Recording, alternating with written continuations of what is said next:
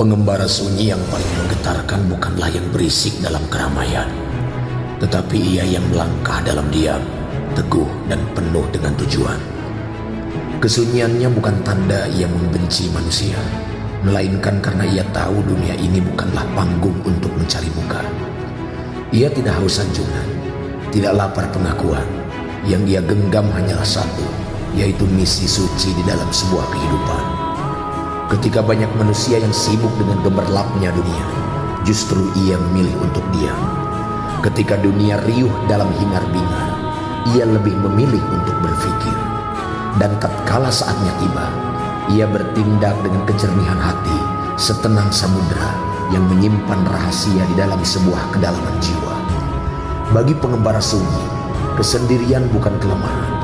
Ia adalah pemukiman jiwa, gelanggang tarbiyah, tempat ia menajamkan nurani, meneguhkan langkah, dan membersihkan diri dari segala basa-basi.